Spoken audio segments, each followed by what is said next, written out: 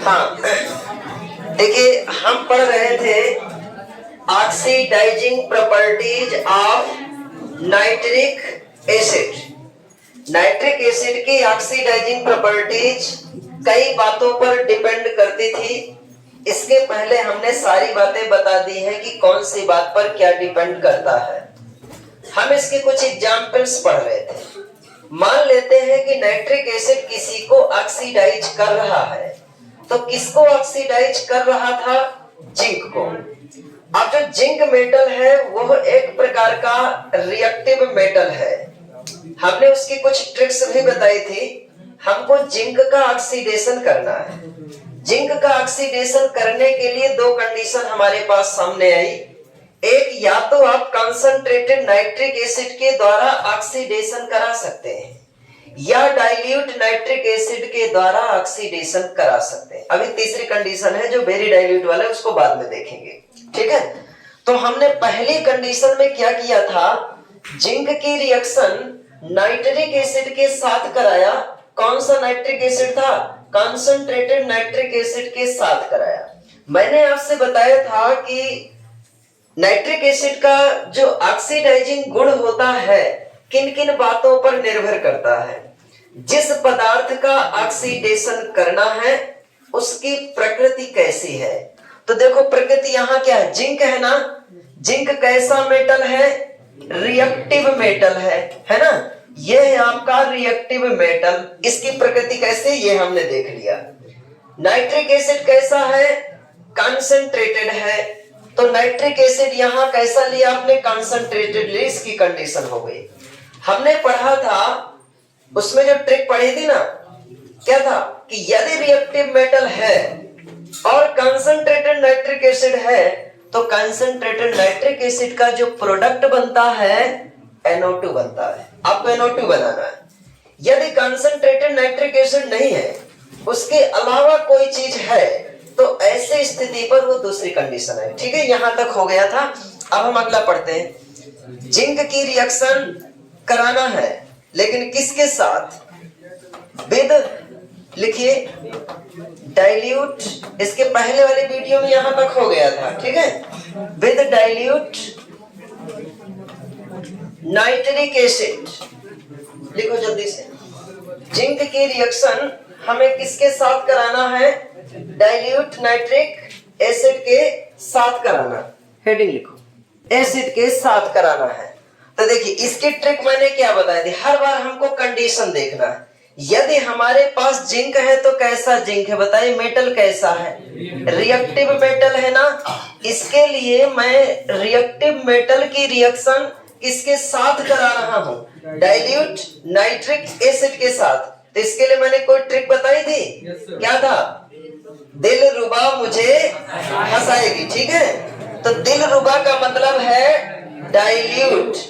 इसका मतलब dilute nitric acid जब रिएक्टिव मेटल के साथ रिएक्ट करता है तो खुद किसमें बदलता है? नाइट्रस एसिड में। तो पहला स्टेप हम नाइट्रिक एसिड का बदलते हैं नाइट्रस एसिड में। दोनों में डिफरेंस बेटा देखना है। आपने इसके पहले वाले स्टेप में NO2 बनाया है, जबकि यहां इसके पहले स्टेप में हमें N2O बनाना है। बस इतना सा डिफरेंस है। कहीं पर भी कंसंट्रेटेड नाइट्रिक एसिड आ जाए, चाहे वो मेटल से रिएक्ट कर रहा हो, चाहे नॉन मेटल से रिएक्ट कर रहा हो, चाहे कंपाउंड से रिएक्ट कर रहा हो, हमेशा कंसंट्रेटेड नाइट्रिक एसिड से आपने NO2 बनाया था। बाकी के लिए डाइल्यूट के लिए आपको ट्रिक की आवश्यकता पड़ी थी। बीच बीच में वो बताता जाऊंगा। बाकी मैं पहले वाले वीडियो में सब कुछ आपको लिखा दिया हूं।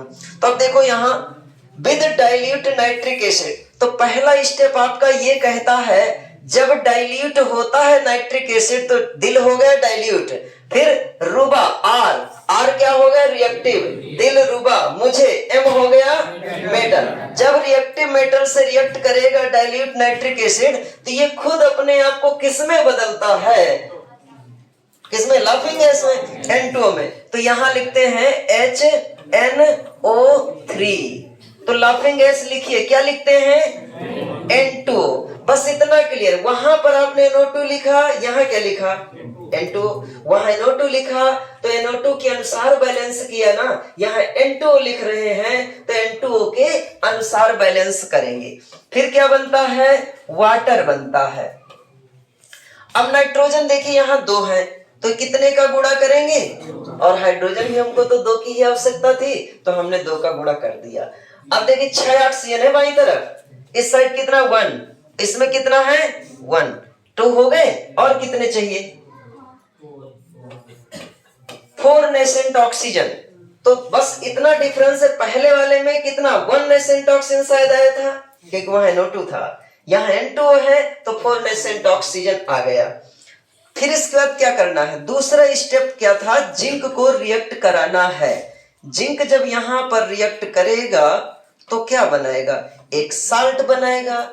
साल्ट कैसा बनता है, जिस तरह का एसिड के साथ क्या है, आयन है, एनायन है, वहां बना था जिंक के साथ NO3 का जोड़ा, यहां पर भी इसी तरह जिंक के साथ बोलिए किसका जोड़ा बनेगा, जिंक के साथ NO3 का जोड़ा बनेगा। अब यहां देखिए जो नेसेंट ऑक्सीजन है, नेसेंट ऑक्सीजन इधर आता है कि भाई NO3 तो इसके साथ चला जाएगा तो हाइड्रोजन का क्या हाल होगा, उसकी क्या व्यवस्था करनी है, तो उसके लिए यहां नेसेंट ऑक्सीजन उसको सहारा देने आता है। अब आप देखिए जिंक है, एक जिंक को कितने NO3 की आवश्यकता पड़ती है, कितने बोलिए 2 NO3 की आवश्यकता पड़ती है, क्योंकि NO3 की वैलेंसी 1 होती है और जिंक की वैलेंसी 2 होती है, तो ये हो गया आपका क्या होल ट्वाइस प्लस। अब 2 NO3 यहाँ तभी आए होंगे जब कितने से मल्टीप्लाई करेंगे, 2 से मल्टीप्लाई करेंगे। ऑक्सीजन यहाँ से जो 2 हाइड्रोजन निकल रहे हैं उनके साथ मिलकर क्या बनाया, वाटर बनाया। अब क्या किया था उसमें, पहले वाले में हमने दोनों स्टेप को ऐड किया था। ऐड करने के साथ ही हमने एक बात और ध्यान रखा था, दोनों साइड जो कैंसिल हो सकते हैं उनको कैंसिल भी किया था। कौन कैंसिल हो सकते हैं, इधर भी नेसेंट ऑक्सीजन है, नेसेंट ऑक्सीजन मतलब नवजात ऑक्सीजन, और इधर भी नेसेंट ऑक्सीजन है, लेकिन कैंसिल करें तो दोनों नेसेंट ऑक्सीजन इक्वल संख्या में नहीं है। तो समीकरण जैसे गणित में, मैथ में आप कई जगह ऐसे इक्वेशंस आते हैं कि फर्स्ट इक्वेशन सेकंड इक्वेशन को हमें बैलेंस इक्वलाइज करना है, तो इक्वल करने के लिए क्या करते हैं, वहां किसी न किसी नंबर से मल्टीप्लाई करते हैं। यहाँ पर भी हम जानते हैं कि यहाँ 4 ऑक्सीजन है तो इसमें भी 4 ऑक्सीजन यदि लाना है तो हमें क्या करना चाहिए, इस इक्वेशन में 4 से मल्टीप्लाई कर देना चाहिए पूरे इक्वेशन को, और फिर ऐड कर देना है। ऐड करिए, जो कैंसिल हो सकते हैं उन्हें कैंसिल करिए। हाँ, तो देखिए आपने क्या किया होगा, ये जो 4 ऑक्सीजन है इनको, और ये ऑक्सीजन एक नहीं कितने हैं 4, 4 का गुणा है ना, कैंसिल हो गए। अब आप ऐड कर दीजिए, तो यहां रखेंगे 4ZN प्लस 4 दूनी 8, ये हो गए 4 दूनी 8 और 2 यहां पर है, टोटल कितने हो गए 10 HNO3। ठीक है, और बाईं तरफ तो कुछ बचा नहीं। अगला बताइए, यहां पर ये आएगा N2O प्लस, इसमें कितने का गुणा 4 का गुणा NO3, इसमें बताइए 4 ये है, 1 यहां है, तो टोटल कितना हो गया 5 क्या होल ट्वाइस। ठीक है, हो गया। तो बस इतना ध्यान रखना। चलिए अब मैं रिवाइज कराता हूं, क्योंकि लिंक जो पहले वाली क्लास इसके पढ़ाया है तो तुरंत हो जाए तो बहुत अच्छा रहता है, उसमें लिंक थोड़ा सा गैप हो गया ना काफी। तो देखो पहले क्या था, जब हम कंसंट्रेटेड नाइट्रिक एसिड लेते हैं तो नाइट्रिक एसिड के द्वारा बनने वाला प्रोडक्ट कौन सा होता है बोलिए, कंसंट्रेटेड नाइट्रिक एसिड के द्वारा बनने वाला प्रोडक्ट NO2 होता है। यदि मैं इसकी जगह पर डाइल्यूट नाइट्रिक एसिड लूं, डाइल्यूट नाइट्रिक एसिड तथा साथ में रिएक्टिव मेटल ले लूं तो क्या बनेगा N2 बनेगा। लेकिन यदि डाइल्यूट नाइट्रिक एसिड ले लूं और साथ में लेस रिएक्टिव मेटल ले लूं तो N2 नहीं बनेगा, NO बनेगा। बाकी सब में NO बनता है, नॉन मेटल से तो रिएक्शन नहीं होती। ये सारी ट्रिक हो गई थी। चलो, तो अब अगली क्वेश्चन लिखना है आपको। तो देखिए मैं यहाँ किसकी रिएक्शन कराने जा रहा हूँ, आयरन की रिएक्शन कराने जा रहा हूँ। अब आयरन रिएक्ट करना चाहता है तो इसकी 2 कंडीशन हो सकती हैं। या तो मैं इसको ध्यान से सुनना, ठीक है, मैं पहले ही बता चुका, इस बहुत ज्यादा एक्सप्लेनेशन की आवश्यकता पड़ती है। या तो मैं इसको कंसंट्रेटेड नाइट्रिक एसिड के द्वारा रिएक्ट करा सकता हूं या डाइल्यूट नाइट्रिक एसिड के द्वारा। अच्छा हाँ, एक सेकंड, पहले मैं इसका एक और वेरी डाइल्यूट से रिएक्ट करा देता हूं इसको, ठीक है, फिर इसके बाद आगे बढ़ते हैं। चलो लिखो लिखो, जिंक की रिएक्शन किससे कराना है? वेरी डाइल्यूट, लिखो विद, नहीं फिर ये भूल जाएगा, with very dilute nitric acid. लिखो जल्दी से, with very dilute nitric acid.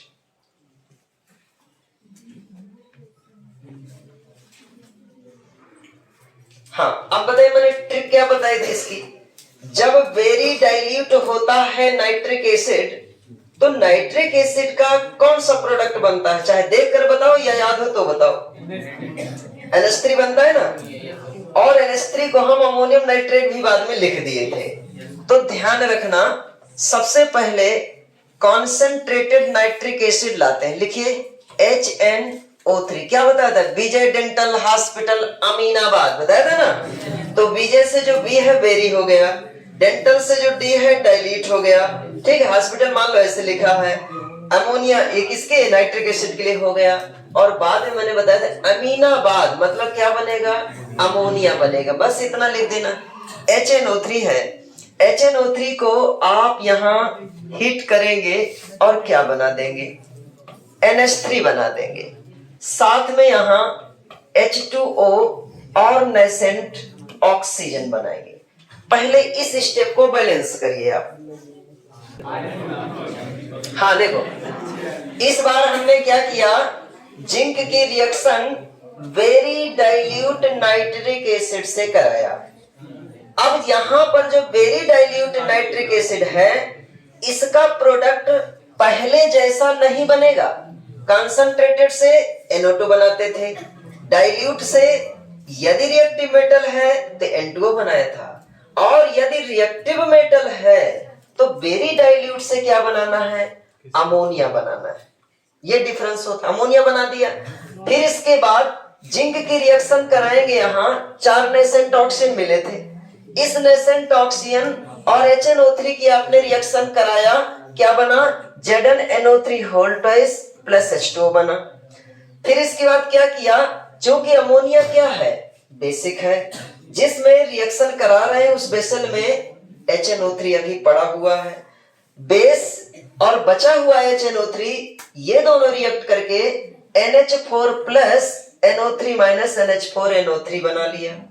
अब हमें सभी इक्वेशंस को ऐड करना है, तो कुछ चीजें इक्वल होना चाहिए। जैसे नेसेंट ऑक्सीजन दोनों साइड हैं, तो हमें उन्हें कैंसिल करना है। नेसेंट ऑक्सीजन यदि यहाँ 4 है, तो इस इक्वेशन में भी नेसेंट ऑक्सीजन 4 होने चाहिए। 4 का आपने पूरे में गुणा किया, 4 ऑक्सीजन ये, 4 ऑक्सीजन कैंसिल, बाकी सबको ऐड करते जाएंगे। यहाँ 4 Zn रखा प्लस HNO3 एक यहाँ है, 4 दूनी 8 यहाँ है, 8 और 1 9, 9 1 10 HNO3 हो गए। अब बात आती है H2O की, तो ये वाला H2O और इधर H2O 4 थे। 4 कैसे? 4 का यहाँ गुणा है, तो 4 H2O थे। 4 में से एक H2O आपने कैंसिल कर दिया, कितने बचे यहाँ? 3। वो मैंने 3 सर्किल में रख दिया कि जब ऐड करेंगे तब कंफ्यूजन न रहे, दोबारा हमें किसी चीज को ध्यान न लगाना पड़े, इसलिए लिख देंगे। ये नेसेंट ऑक्सीजन ऑलरेडी कैंसिल हो चुके हैं। इस साइड देखिए, ये NH3 कैंसिल है, बस इधर कितना बचा? NH4NO3 ये है, ZnNO3 होल ट्वाइस कितने हैं? 4, ये रख दिया। H2O कितने हैं? 3, ये रख दिया। ठीक है, तो वेरी डाइल्यूट नाइट्रिक एसिड से आपको इस तरह रिएक्शन करानी है। चलिए, हाँ, अब हम पढ़ते हैं लेस रिएक्टिव मेटल। लिखो, लेस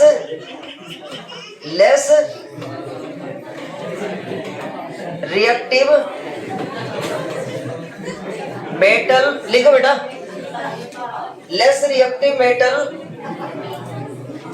की रिएक्शन लेस रिएक्टिव मेटल की रिएक्शन, देखिए लेस रिएक्टिव मेटल की रिएक्शन, ध्यान से सुनना फिर से। इस बार मैं किसकी रिएक्शन कराने जा रहा हूं? मैं इस बार रिएक्टिव मेटल की रिएक्शन नहीं करा रहा। किसकी रिएक्शन करा रहा हूं? Less reactive metal. जो मैंने आपको ट्रिक लिखाई है, ट्रिक की जो टेबल लिखाई है ना, आप पहले उस टेबल को देखो, निकालो उस टेबल को, लिखाई थी ना, वहां पर देखना। चलो, तो लेस रिएक्टिव मेटल की रिएक्शन, लेस रिएक्टिव मेटल के रिएक्ट करने की दो कंडीशन, या तो कंसंट्रेटेड या तो डाइल्यूट नाइट्रिक एसिड के साथ। तो मैं यहां पर एग्जाम्पल ले लेता हूं less reactive metal copper. Less reactive का मतलब कम क्रियाशील। अच्छा, एग्जाम में आपको कैसे पता चलेगा? क्वेश्चन पेपर आपको ये नहीं बताएगा कि वहां पर कॉपर आपको बोलने नहीं लगेगा कि मैं लेस रिएक्टिव मेटल हूं, नाइट्रिक एसिड का इस तरह प्रोडक्ट बनाओ, वो थोड़े ना बोलेगा। आपको ध्यान लगाना पड़ेगा कि कौन सा मेटल लेस रिएक्टिव है और कौन सा मोस्ट रिएक्टिव मेटल है। ठीक है, मैंने बताया था जो इलेक्ट्रोकेमिकल सीरीज है, उस इलेक्ट्रोकेमिकल सीरीज को लर्न करने का जो तरीका बताया था, उसमें जो हाइड्रोजन के पहले नाम आ गए तो वो क्या थे? रिएक्टिव। जिनका नाम हमने हाइड्रोजन के बाद बताया था वो क्या होते? Less reactive. कॉपर आपका हाइड्रोजन के बाद आया, इसका मतलब ये है लेस रिएक्टिव।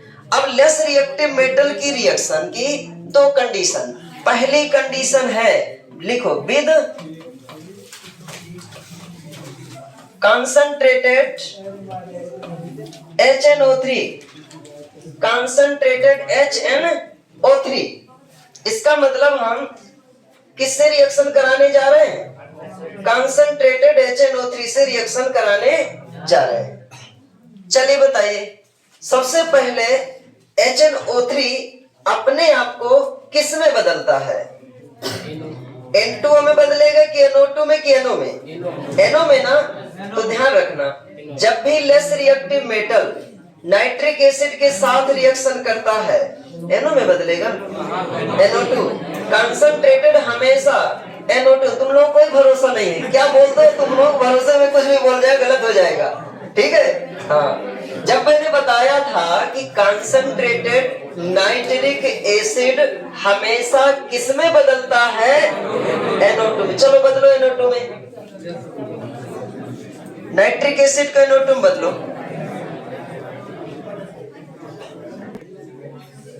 कंसंट्रेटेड HNO3 किस में बदलना है बताइए? NO2 में। लिख दिया, प्लस। अब क्या बनता था? H2O। फिर बताओ, नेसेंट ऑक्सीजन। अब इसको क्या करना है? बैलेंस करना है। हाइड्रोजन यहाँ 2 है ना, 2 से गुणा किया, नाइट्रोजन कितने हो गए? अब ऑक्सीजन देखिए, 2 3 6, 2 दूनी 4, 4 1 5, 5 1। पहला स्टेप कंप्लीट। ध्यान रखना, अगली बार जब भी मैं कहूं कि कंसंट्रेटेड नाइट्रिक एसिड को पहले स्टेप में लिखो, तो यही हमेशा लिखना है। पेज नहीं पलटाना, 2-3 पेज पीछे नहीं देखना, डायरेक्ट ये आपको इतना आता है। हो गया। दूसरा स्टेप क्या है? रिएक्शन हमको किससे करानी है? कॉपर से। तो कॉपर की रिएक्शन आप किससे कराएंगे? HNO3 से, प्लस। ये हो गया। ये जो नेसेंट ऑक्सीजन है, ध्यान देना, हम कॉपर का ऑक्सीडेशन करने जा रहे हैं, और जब हम कॉपर का ऑक्सीडेशन करने जा रहे हैं तो ये नेसेंट ऑक्सीजन इधर आता है और इसको ऑक्सीडाइज करेगा। नेसेंट ऑक्सीजन जब आता है तो पहले देखता है कि यहाँ पर हाइड्रोजन की व्यवस्था है कि नहीं। तो यहाँ इसको पता चला कि हाँ, इस जगह हाइड्रोजन की व्यवस्था है। ऑक्सीजन अकेले आएगा और ये ऑक्सीजन यहाँ पर आ गया। कॉपर आपका NO3 के साथ जोड़ा बनाएगा। कॉपर की वैलेंसी कितनी होती है? +2 भी होती है और +1 भी होती है। लेकिन यहाँ पर बनता कौन सा है, +2 वाला, ध्यान रखना, +1 वाला नहीं बनता। तो +2 की बैलेंस, ये कॉपर की बैलेंस से +2 है, 2 को इधर लाएंगे, बताइए फार्मूला ट्वाइस हो जाए प्लस। अब यहाँ 2 लिखना पड़ेगा इसको, तो हाइड्रोजन हो गए कितने, 2, ऑक्सीजन कितना, 1, मिला दीजिए इसको, क्या बना, H2O। तो इसको इस तरह बैलेंस किया जाता है।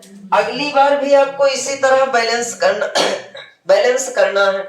चलो बैलेंस करो इसे।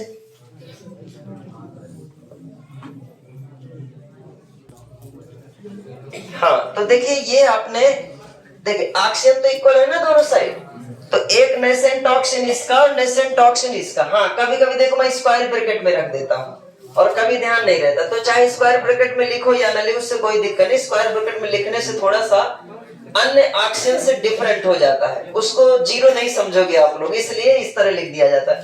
तो ये ऑक्सीजन क्या हो गया, कैंसिल हो गया। अब आप इसे ऐड करिए, कॉपर हो गया, कितने हो गए, 4HNO3, यही बनाया है, ठीक है, वेरी गुड। अब यहाँ पर क्या हो जाएगा, 2NO2 प्लस, इसको बताइए CuNO3 होल ट्वाइस, फिर 2H2, यही है। तो हमने एक लेस रिएक्टिव मेटल का एग्जाम्पल ले लिया और इसकी रिएक्शन कंसंट्रेटेड HNO3 से कराई। इसी तरह हम कॉपर की रिएक्शन किसके साथ कराने जा रहे हैं, विद डाइल्यूट। अब इसको आप खुद समझो, नाइट्रिक एसिड का प्रोडक्ट कौन सा बनेगा, विद डाइल्यूट नाइट्रिक एसिड। पहला स्टेप क्या लिखेंगे इसका, बनाओ। चलो देखो, अब हमको ये पता है कि जब डाइल्यूट नाइट्रिक एसिड है और लेस रिएक्टिव मेटल से रिएक्शन करती है तो HNO3 से बनने वाले प्रोडक्ट का नाम क्या होता है, NO। बताया था ट्रिक मैंने, लाला राम महल, लाला मतलब लेस, राम मतलब रिएक्टिव, महल मतलब मेटल। लेस रिएक्टिव मेटल जब इसके बाद रिएक्शन करता है तो लाला राम महल कंपाउंड, नो डर्टी प्लेस, तो कंपाउंड मतलब कंपाउंड भी हो गया और आपका लाला राम महल क्या हो गया, लेस रिएक्टिव मेटल हो गया। जब भी कभी ये डाइल्यूट नाइट्रिक एसिड से रिएक्शन, डर्टी में तो DI डाइल्यूट, जब इससे रिएक्ट करते हैं तो कौन सा प्रोडक्ट बनता है, NO बनता है, ठीक है। तो यहाँ लिखो HNO3। इसके पहले वाली वीडियो जब देखेंगे तब क्लियर होगा। HNO3 ये हो गया और NO और प्लस क्या लिखेंगे, H2O। अब बताइए इसे बैलेंस करें, हाइड्रोजन यहाँ कितने हैं, 2 है ना, तो यहाँ 2 से मल्टीप्लाई कर दिया। नाइट्रोजन आपके कितने हो गए, 2। ऑक्सीजन देखिए 6 ये हैं और 2 और 1 3, कितने बचे, 3 नेसेंट ऑक्सीजन आपको यहाँ लिखना पड़ेगा, क्लियर। अब लेस रिएक्टिव मेटल का नाम क्या है, कॉपर। कॉपर को किससे रिएक्ट कराना है, नाइट्रिक एसिड से। कॉपर का एक साल्ट बनाएंगे तो नाइट्रिक एसिड यहाँ ले आते हैं। नाइट्रिक एसिड जब रिएक्ट करता है तो कॉपर तो जोड़ा बना लेगा NO3 के साथ, तो हाइड्रोजन कहाँ जाएगा, तो यहां से हम क्या मंगा लेते हैं, ऑक्सीजन को मंगा लेते हैं। अब बताओ यहाँ Cu, फिर क्या लिखेंगे, NO3, क्या लिखेंगे, होल ट्वाइस। कॉपर कौन सा बनाता है, क्यूप्रिक बनाता है, Cu+2 क्यूप्रिक, और प्लस यहाँ क्या हो जाएगा, हाइड्रोजन और ऑक्सीजन मिलकर H2O बनाएगा। NO3 यहाँ 2 है, 2 से मल्टीप्लाई किया। अब आप इन दोनों को क्या कर दीजिए, ऐड करिए। ऐड करने से पहले देखिए कि क्या नेसेंट ऑक्सीजन कैंसिल हो रहे हैं, नहीं हो रहे, तो क्या करना पड़ेगा, 3 से मल्टीप्लाई करना है पूरे इक्वेशन में। 3 से यहाँ मल्टीप्लाई करिए फिर ऐड करिए।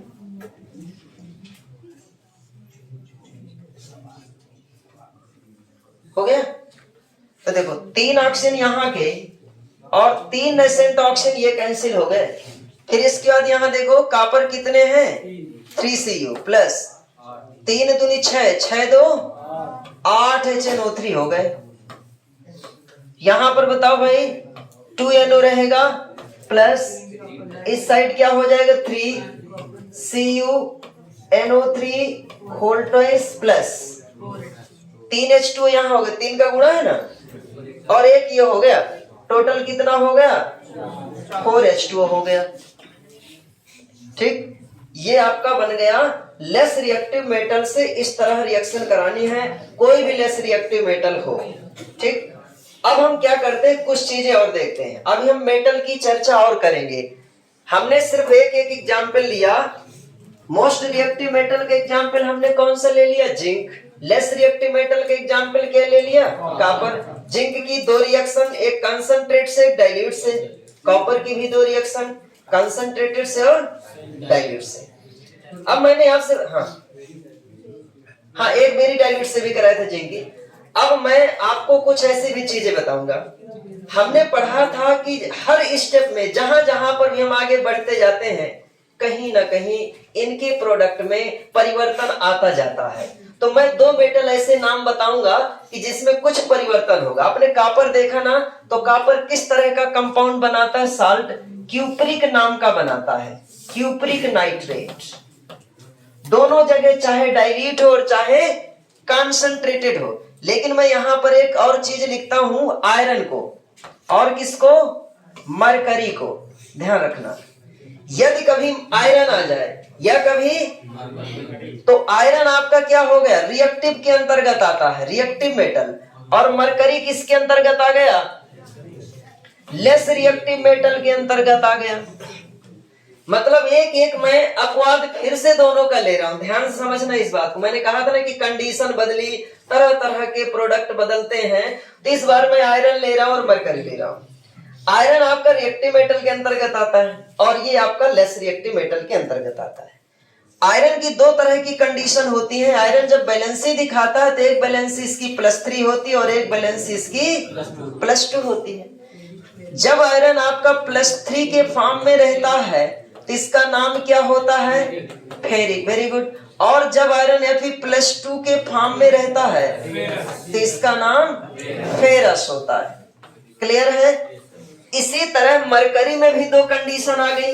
मरकरी आपका 2 कंडीशन में रहता है, एक Hg+2 के फॉर्म में होता है, और यदि Hg+2 के फॉर्म में होगा तो हम इसे क्या कहेंगे, मरक्यूरिक कहते हैं।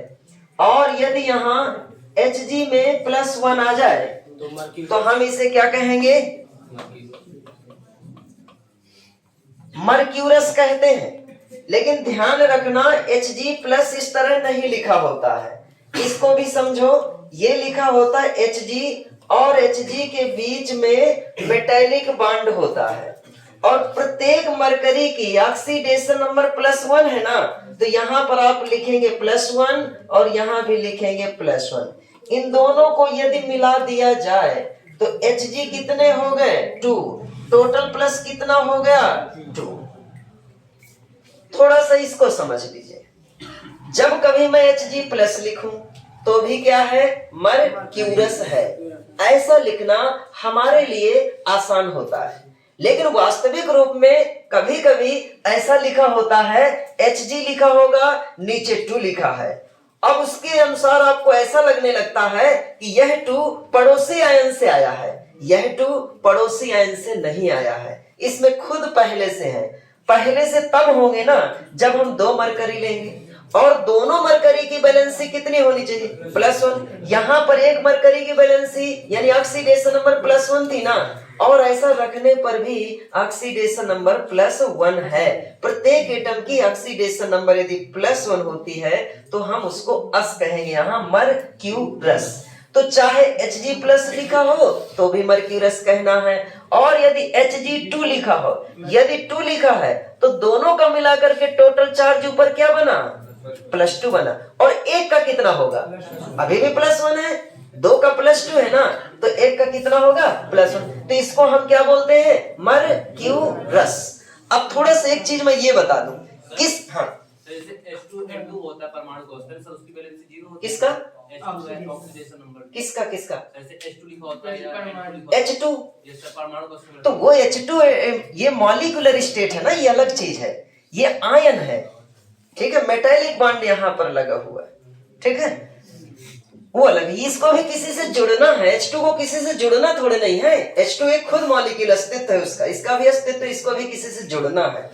अब देखो, अब हमारी कंडीशन बेटा, हमारी कंडीशन क्या आ गई कि हम कभी कंसंट्रेटेड नाइट्रिक एसिड से रिएक्शन कराएंगे, कभी डाइल्यूट नाइट्रिक एसिड की रिएक्शन कराएंगे। हमको ये पता करना पड़ेगा कि क्या फेरिक वाला साल्ट बनाए कि फेरस वाला साल्ट बनाए, ये पता करना पड़ेगा ना, हर जगह सेम नहीं रहेगा।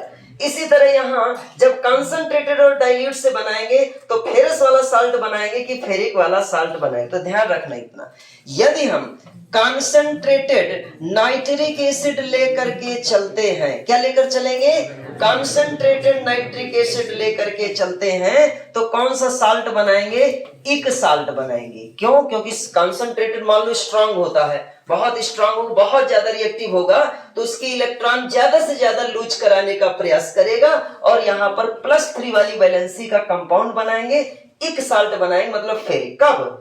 जब कंसंट्रेटेड नाइट्रिक एसिड लेंगे तो दूसरा स्टेप जो होता था साल्ट बनाने वाला, कौन सा बनाएंगे, Fe+3। और यदि मैं यहाँ डाइल्यूट लेता हूं तो मैं ये मान करके चलता हूं ना कि डाइल्यूट कितनी ज्यादा हिम्मत नहीं है, तो ज्यादा से ज्यादा इसके कितना इलेक्ट्रॉन लूज करा पाएगा, 2। तो इसको मैं कौन सा साल्ट बनाऊंगा, अस साल्ट। कहने का तात्पर्य यह है, इसमें बनाऊंगा तो फेरिक नाइट्रेट और इसमें बनाऊंगा तो फेरस नाइट्रेट। ठीक इसी तरह देखो यहां पर क्या है, यदि कंसंट्रेटेड लूंगा तो क्या बनेगा, इक साल्ट, और यदि मैं डाइल्यूट लूंगा तो कौन सा साल्ट बनेगा, जैसे मर्क्यूरिक, मर्क्यूरस। जब मैं इक बनाऊंगा +3 वाली वैलेंसी, अस बनाऊंगा तो +1 वाली वैलेंसी, अस साल्ट। नोट करो जल्दी से।